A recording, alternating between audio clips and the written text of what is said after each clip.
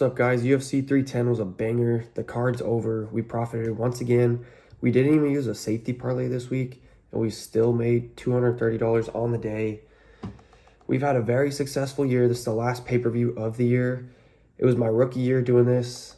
I've been doing Patreon for a year. I've done YouTube for about 6 months. Not even 6 months. I don't even know if it's been 6 months, to be honest. But Patreon, I've really been like marketing and stuff for 6 months. Like, to be honest, I think YouTube's probably like 3 months. The first 6 months, I just used Patreon. No one paid me or nothing. I just used my Patreon just to track my bets. I didn't market myself or nothing. But yeah, the last 6 months, I was like, I'm doing very well. We're very successful. We started off super hot, and we learned a lot this year. We learned what to bet on, what styles to bet on, what not to bet on. Obviously, I already knew a lot of this stuff, but I did learn a lot more on top of that. As you should, every card you should look at every fight and be like, where did I miss the value here? Say I like faded a fight, I didn't bet on it, where did I miss the value? Say I did bet a fight, where did I miss the value? You know, we learned a lot. We're 23 years old, we're growing, we're probably one of the youngest people in the space. Definitely the most successful bettor in the space under 25 years old, I would say. I don't think it's close. I don't want to brag about it. I want to stay humble, because when I start tooting my own horn a little bit, we start losing by some bullshit. Like the last 2 weeks, we lost by some absolute bullshit. But we're back this weekend. Obviously, it wasn't going to last forever. I'm going to just do a quick little recap of the card real quick, so we can go through the fights, my confidence level. We'll do that real quick just to give you guys a little rundown on what I thought of each fight. So we'll scroll all the way down. You guys are seeing my parlays that cashed. So I guess we could just start from the top. So Pantoja versus Kai Asakura. I mean, kind of how I thought. I said Pantoja was going to get a finish in this one. That's what happened. He was pretty dominant. Shavkat versus Ian Gary. I want to say I had the decision here. I don't remember what I really said. I'm trying to skim through it. But anyways, I had Shavkat by decision here, and sure enough, he won by decision. I didn't bet it because I should have bet it. I didn't want to overdo the props when this was a card where I should have overdone the props. I could have easily parlayed. My favorite props on the day were Choi's KO, Chiesa round 3 decision, Gon's decision. Well, that was juice. I'm not going to count that. We liked, what else did we like? Shavkat's decision. We liked Pantoja's submission. We liked it quite a bit. We liked Luque's sub. We liked Evlev decision, obviously. Battle, we liked his decision. Yeah, we liked a lot, man. There's just, I don't know what I was thinking. And then Kennedy, we liked his KO. I'm sure that was juice. I didn't even look, but we could have cashed heavy if we like round robin it or something. But anyways, yeah, Pantoja we got right. Shavkat decision. Cyril Gone, that was a little bit closer than I thought. Once I seen the knee pads, I had a feeling it would be really close. A lot of people are saying it's controversial. I don't think it was controversial. I think it was a close fight. And first round was clearly Gone. Round 3 was clearly Volkov. Round 2, Volkov was winning at first, right? The last 90 seconds, Gone took over and dominated that 90 seconds. And he landed the bigger shots in the last 90 seconds. And he got the takedown in the last 90 seconds. The choke was not even close. Rogan was, I don't know what the fuck he was talking about. But yeah, he wasn't even in any trouble. You can't get a fucking guillotine from side control like that. You just can't. So yeah, Gone, right after the second round, I was watching with my grandpa. I was like, yeah, Gone just stole that round. I'm telling you, the judges' scorecards, they pay attention most to the last 90 seconds. So I know how the judging works. I've been watching MMA for a while. Right then and there, I was like, yep, Cyril Gone won this fight. He won round 1, he won round 2, this fight's over. So, yeah, I was pretty confident in that. Bryce Mitchell, okay, I don't know if I said decision here, but I just want to say I really got to read on this card literally an hour before the fight started. That's where some of the parlays came in, to be honest. I didn't place my parlays till later. Bryce Mitchell, though, I told my brother, because he was watching too. He's never really watched MMA. He was like, these guys never finished Gracie or whatever. I was like, yeah, because he's not fighting like someone with an elite ground game. And I literally said, this could look like Islam and Charles Oliveira. Bryce Mitchell is going to be the better fighter on the feet. And when he hits the mat after he hurts him, Bryce Mitchell's going to finish because he's not scared to go to the ground with Gracie, where Gracie always uses that to recover. Sure enough, I mean, it wasn't exactly where like the submission or whatever. Bryce Mitchell slammed him on the ground, hurt him. Most guys would have got back up. He didn't get back up. He finished him.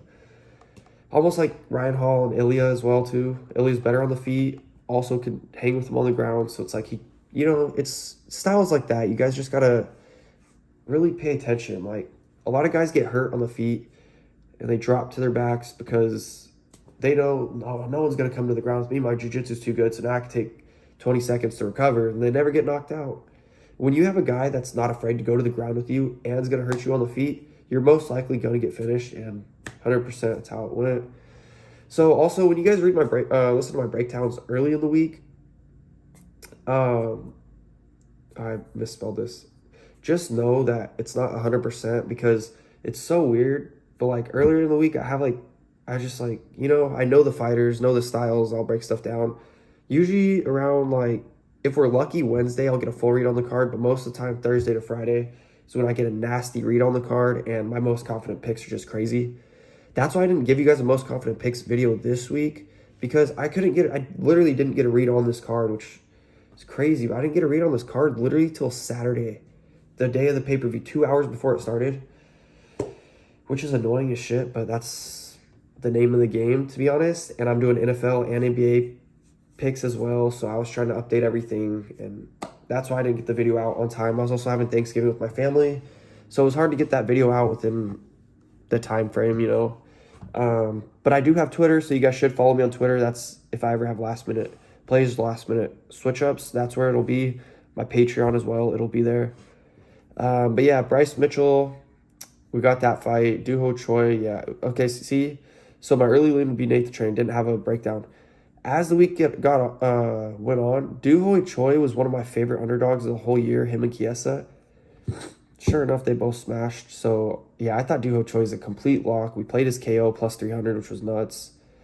We played someone to get knocked out as one of our most confident picks, which we assumed it was Choi, but to be more confident, it was just either or, you know what I mean? So, yeah, Dominic Reyes right here. This is a fight I won't be touching, but I expect Reyes to find another win by finish. Sure enough, second round finish. And we were going to play the second round finish too, because I had a feeling, I was like, he's not going to get him out there in the first round. It would go decision, but Anthony Smith is probably going to quit. Sure enough, Smith quit, like he always does, so. Vicente Luque versus Themba Garimbo. So earlier in the week, I did a freaking $50 parlay where I did Themba and I couldn't cash out because it wouldn't let me cash out, which is annoying because I did 2 parlays with Themba. As the week went on, I was like, fuck, Luque's going to sub him. I started watching more film. I was like, yeah, Luque's going to find a Darce is what I thought. It was an Anaconda choke. The Darce, I mean, it was close. You know what I mean? So we were spot on there. Luque got the sub. I didn't play the sub for fucking some reason. I played Themba by decision / Luque by sub. It was a double chance. It was negative 140. So I ended up playing that. So it's still cash. But yeah, I had a strong feeling Luque was going to sub him in the first round. I had a very strong feeling. So that's what I'm saying. These breakdowns, like I break fights down for you. Don't listen to my predictions at all. When I say these, it's just to break the fights down, give you guys a style. Because as the week goes on, I get a whole different perspective on all these fights. That's why the Patreon's so important, because you can follow my picks and what I do. Movzar, oh my god, that's autocorrect, dude. On these MacBooks are crazy. It's so annoying. So Movzar Evloev versus Aljamain Sterling. We had Evloev by decision. I said 30-27 was a lot closer than I thought. Aljo's wrestling held up more. But I will say, though, as the week got on, I did say 29-28 Movzar. I thought it was going to be close, but I thought Evloev was a lock, even though it was going to be a close fight. He just knows how to win. Yeah, he was one of my more confident picks on the card. And I told you guys not to sleep on Aljo, man. I've been telling people all week, Aljo is one of the best fighters of this casual era since COVID, right? He's 6-2. He has 3 title defenses, which is the most in bantamweight history. Beat 3 former champions. Finished Corey Sandhagen. Like, this dude's one of the best we've ever seen. His only losses, Movzar Evloev, Elite, Sean O'Malley. I want to say it was fixed. We're not going to say that. But, yeah. Randy Brown versus Brian Battle. We had Brian Battle here by decision. That's what happened. Brian Battle won by decision.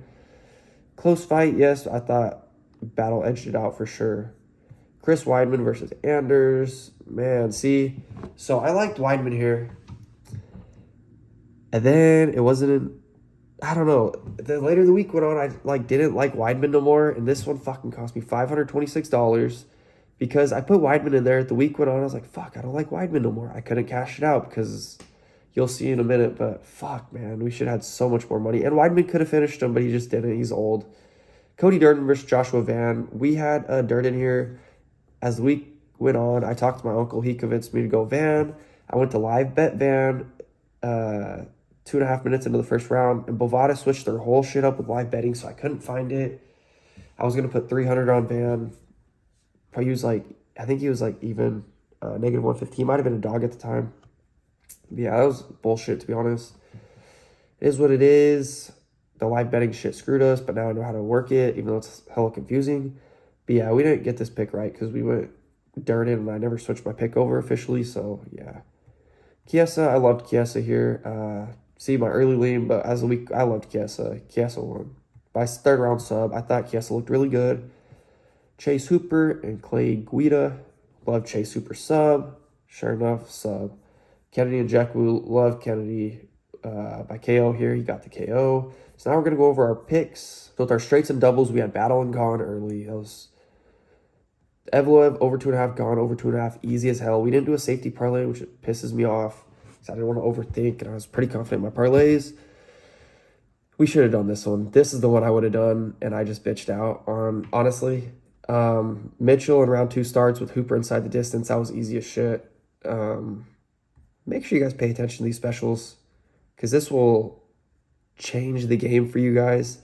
We got a negative 1,200 favorite, or whatever he was, negative 1,000 favorite at negative 350. Does Bryce Mitchell finish in the first round? No. Is he going to finish Gracie in the first round? No. Easy money.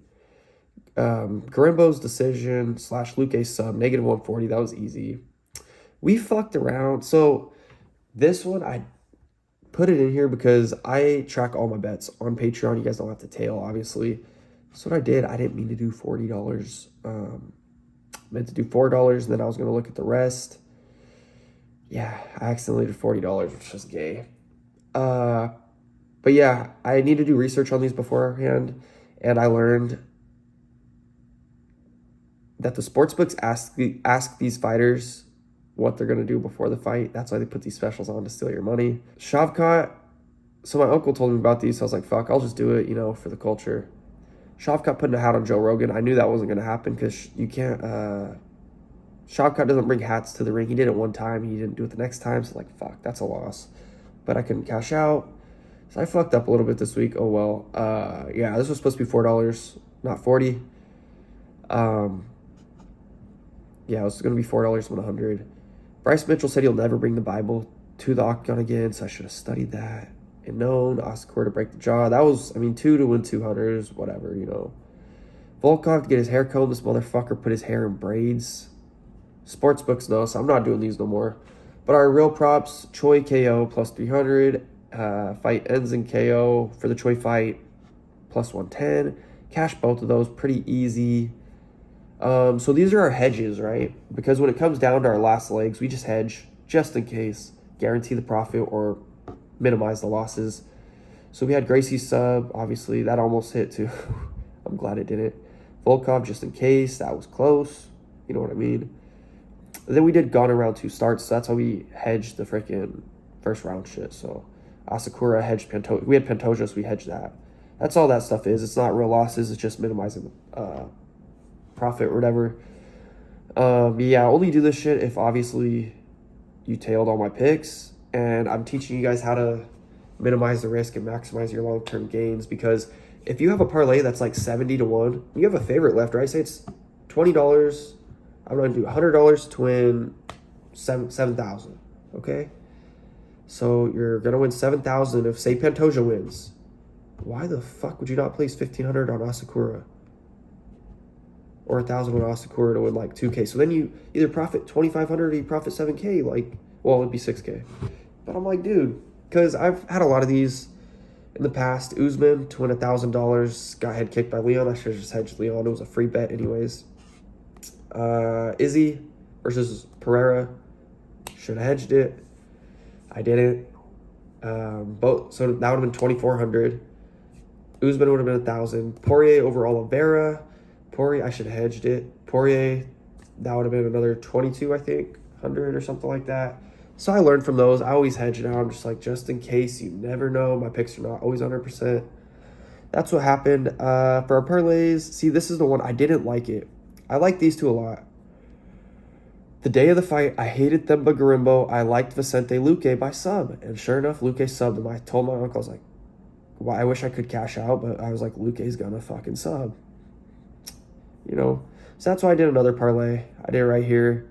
I didn't do the battle. I started liking battle less and less too because the weight missed. So I was like, let me fade that. Started loving Mitchell wins the round 2 starts. Gone wins round 2 starts. The locks. This was a lock. Over 2.5. Yeah. Garimbo points. Luque sub. I was like, Luque's gonna sub, but in case I'm overthinking, let me just do the points. That's what I did. Nice little payout. Got this money back. Right here, same thing. Luque sub in there, right? With Garimbo points. Evloev, pretty confident he was going to win. So I did 30. I was going to do like 20 or 15, but I was like, no, he's going to win. This is going to win. This is going to win. And this is going to. I was like very confident in that. I almost did 50 just on this one alone. You know, maybe I should have. I'll tell you the one I do regret not doing more on because I literally placed it for 30. I had it placed for 30 and I was like, no, let me just do 10 just in case. Maybe I'm betting too much. Don't want to get greedy.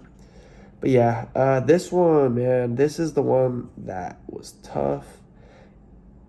And this is honestly why I did my Twitter parlay. Because the week went on and I was like, fuck. I was like, I don't like Chris Weidman no more. I don't. Sure enough, what happened? Chris Weidman lost. Everything else hit. Take Weidman out. That's probably 20 to win like 300. So it could have been an extra $300. Didn't like Weidman. Yeah, I don't know what else. I mean, Pantoja, I could have played Pantoja, Shavkat's decision, something. You know, I could have done something else. Just didn't like Weidman a lot at all. There's battle in round 2 starts is what I could have done, actually. And I just, yeah, I don't know.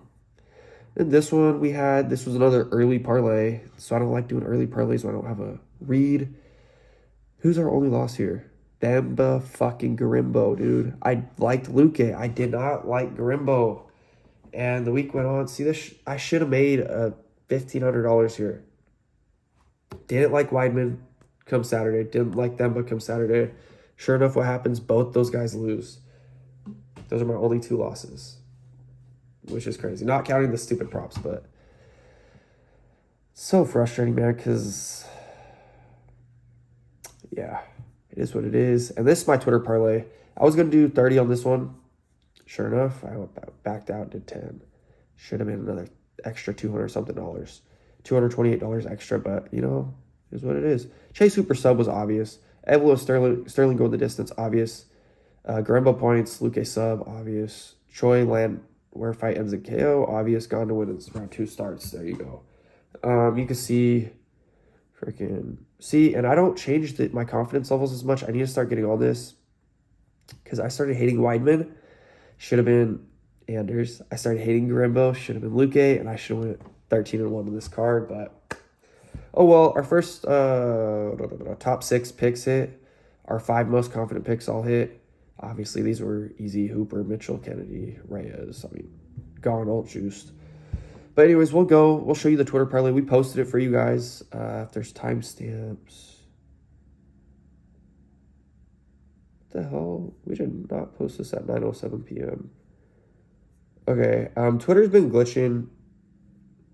Oh, sorry. So we posted this after we won, which is 9:07 p.m. But we posted the other one before the card. I'll show you guys in a minute in case you guys don't believe me. But yeah. -140, -185, -140, plus 110. We gave you guys straight value. Parlay plus 1183, 1143 cashed. We're giving out value, guys. We're giving out free picks, and we're cashing on these. We'll go. I want to show you guys, just if you guys don't think I'm lying. Let's see. Right here, you could see when we posted. When did we post? It says 18 hours ago. Does it give you a time? 2:14. See? So this card started at 3. We posted at 2:14. These all hit. And you guys, I hope you guys tailed. If not, You know, it's all good. And if you guys don't believe me, here's the winning slips. So we got this one for 193, this one for 124. That was the Twitter parlay. This one for 167, and we cashed these, obviously. All those.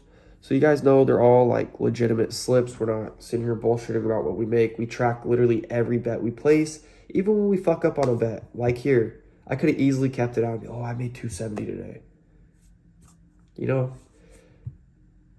kept this out after after I researched. I'm not keeping bets out. I'm not hiding bets from you guys. I didn't like this. I didn't like this. You know, after I researched, and I could have easily held it from you guys, but I didn't.